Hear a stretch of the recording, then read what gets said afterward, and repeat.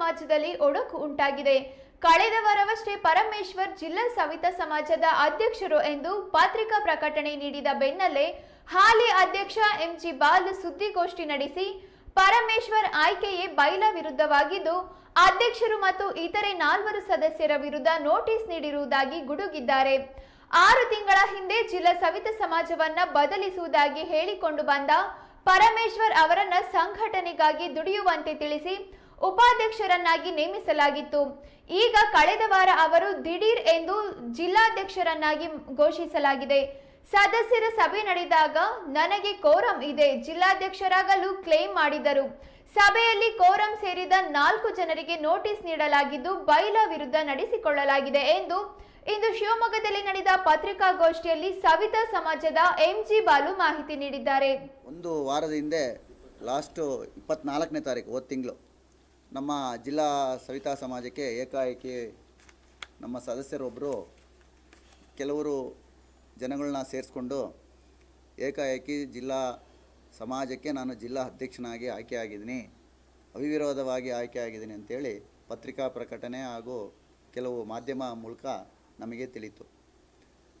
ಮತ್ತು ಇದು ಜಿಲ್ಲಾ ಸವಿತಾ ಸಮಾಜ ಜಿಲ್ಲಾ ಅಧ್ಯಕ್ಷನಾಗಿ ನಾನು 3.5 ವರ್ಷದಿಂದ ಜಿಲ್ಲಾ ಸಮಿತಿಯ ಬೈಲಾ ಪ್ರಕಾರ ಹಾಗೂ ರಿಜಿಸ್ಟರ್ಡ್ ಸಂಘ ಆಗಿರೋದ್ರಿಂದ ಅದರ ಬೈಲಾ ಪ್ರಕಾರ ಅದಕ್ಕೆ 15 ಜನ ಸದಸ್ಯರು ಇದ್ದಾರೆ.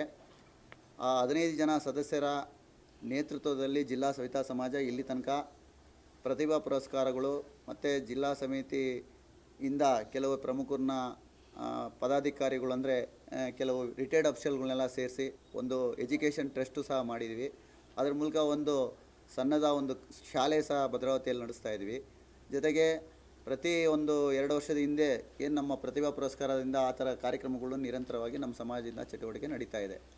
ಇದು ಕೆಲವೊಂದು ಸಮಾಜದ ಕೆಲವರಿಗೆ ಅದು ಏನು ಅನಿಸ್ತೋ ಗೊತ್ತಿಲ್ಲ. ಅದಕ್ಕೋಸ್ಕರ ಕೆಲವ್ರು ಏನು ಮಾಡಿದ್ರು, ನಾವು ಏಕಾಏಕಿ ನಾನು ಜಿಲ್ಲಾಧ್ಯಕ್ಷ ಆಗಬೇಕು ಹಾಗೆ ಹೀಗೆ ಅಂತೇಳಿ ಕೆಲವ್ರನ್ನೆಲ್ಲ ಅವರ ಒಂದು ಆಮಿಷಗಳನ್ನ ಒಡ್ಡಿ ಕೆಲವರು ಸೇರಿಸಿ ಮೊನ್ನೆ ಹೋದ ವಾರ ಒಂದು ಸಭೆ ಮಾಡಿ ಈ ಥರ ಘೋಷಣೆ ಮಾಡಿದ್ದಾರೆ. ಇದನ್ನು ನಾವು ಜಿಲ್ಲಾ ಸವಿತಾ ಸಮಾಜ ನಮ್ಮೆಲ್ಲ ಸಮಿತಿಯ ಸದಸ್ಯರುಗಳು ಖಂಡಿಸ್ತಾ ಇದ್ವಿ. ಪರಮೇಶ್ ಅನ್ನೋರನ್ನ ನಾವು 6 ತಿಂಗಳ ಹಿಂದೆ ಜಿಲ್ಲಾ ಸವಿತಾ ಸಮಾಜಕ್ಕೆ ನಾನು ಸದಸ್ಯನಾಗ್ತೀನಿ, ನಾನು ಸಮಾಜ ಸಂಘಟನೆ ಮಾಡೋಕ್ಕೆ ನನಗೆ ಇಂಟ್ರೆಸ್ಟ್ ಇದೆ ಅಂತ ಹೇಳಿದ್ರು. ಅವರು ಯಾವುದೇ ಸವಿತಾ ಸಮಾಜದ ಯಾವುದೇ ತಾಲೂಕುಗಳಲ್ಲಿ ಸಮಾಜ ಸೇವೆ ಮಾಡಿದಂಥ ವ್ಯಕ್ತಿ ಅಲ್ಲ. ಆದರೂ ನಾವೇನು ಮಾಡಿದ್ವಿ, ಜಿಲ್ಲಾ ಸಮಿತಿಯಲ್ಲಿ ಒಬ್ಬರು ಇರಲಿ, ಇಂಟ್ರೆಸ್ಟ್ ಇದೆ, ನಮ್ಮ ಸಮಾಜ ಸೇವೆ ಮಾಡೋಕ್ಕೆ ಬರ್ತೀನಿ ಅಂತ ಹೇಳ್ತಾರೆ ಅನ್ನೋ ಕಾರಣಕ್ಕೋಸ್ಕರ ಅವ್ರನ್ನ ಜಿಲ್ಲಾ ಸಮಿತಿಗೆ ಉಪಾಧ್ಯಕ್ಷನಾಗಿ ಹಂಗಾಮಿಯಾಗಿ ಆಯ್ಕೆ ಮಾಡಿದ್ವಿ. ಆವಾಗ ಒಂದು ತೀರ್ಮಾನ ಆಗಿತ್ತು, ಜಿಲ್ಲಾ ಸಮಿತಿಗೆ ಸದಸ್ಯರನ್ನು ನೇಮಕ ಮಾಡ್ಕೋಬೇಕು, ಸದಸ್ಯತೆ ಅಭಿಯಾನವನ್ನು ಮಾಡಬೇಕು, ಅದಕ್ಕೆ ಒಂದು ಜಿಲ್ಲಾ ಸಮಿತಿಗೆ ಆದಂಥ ಒಂದು ನಿವೇಶವನ್ನು ಖರೀದಿ ಮಾಡಬೇಕು ಅನ್ನೋ ಒಂದು ಯೋಚನೆ ಇಟ್ಕೊಂಡು